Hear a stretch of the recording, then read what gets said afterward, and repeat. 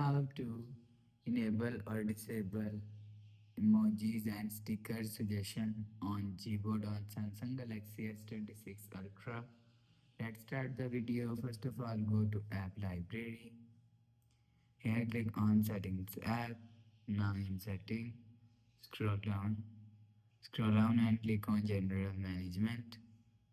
After click on General Management, click on Keyboard.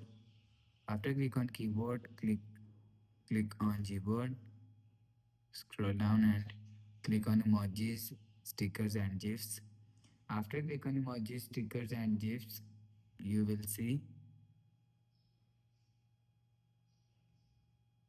emojis and stickers is here. If you want to disable emojis and stickers, so turn off this button. After turn off this button, you will see emoji and sticker is disabled. If you want to enable emojis and stickers, so turn on this button. After turn on this button, you will see emojis and stickers enabled.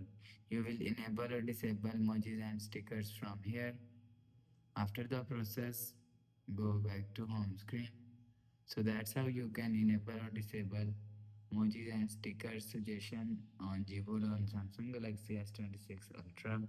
If you like the video, please subscribe. Thanks for watching.